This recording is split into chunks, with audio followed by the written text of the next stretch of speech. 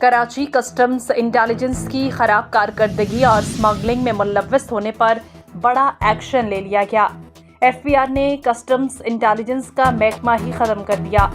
सच TV HD की report के मुताबिक कस्टम्स इंटेलिजेंस का महकमा खत्म किए जाने के बाद अब कस्टम्स इन्फोर्समेंट काम करेगी।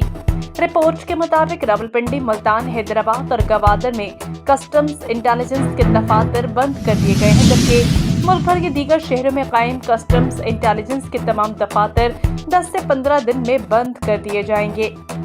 एफबीआर ने कस्टम्स इंटेलिजेंस एंड इन्वेस्टिगेशन का स्ट्रक्चर तब्दील कर दिया। Custom intelligence and investigation monitoring तक महदूद कर दी गई। इसके अलावा एफबीआर ने कस्टम्स इंटेलिजेंस से अफसरान से कंसाइनमेंट रोकने या फिर जारी करने का इख्तियार भी वापस ले लिया है। इस हवाले से चेयरमैन एफबीआर की जानिब से नोटिफिकेशन भी जारी कर दिया गया है।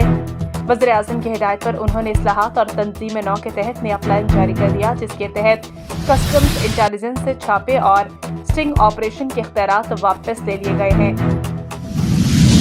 नोटिफिकेशन के मुताबिक कस्टम्स इंटेलिजेंस के तमाम तर इख्तियारात डायरेक्टर जनरल इन्फोर्समेंट के हवाले करने का फैसला किया गया है। इसके अलावा कस्टम्स इंटेलिजेंस के गोदाम और इसका अमला भी डायरेक्टर जनरल इन्फोर्समेंट के सपुर्द करने का फैसला किया गया है। नोटिफिकेशन में कस्टम्स इंटेलिजेंस से केसेस और रिकॉर्ड फौरी तौर पर डीजी इन्फोर्समेंट के हवाले करने की हिदायत की गई है। चेयरमैन एफबीआर की जानिब से जारी नोटिफिकेशन में रिकॉर्ड और केसेस की तफसीलात और तहकीकात 12 नवंबर तक डीजी इन्फोर्समेंट के हवाले करने का हुक्म दिया गया है।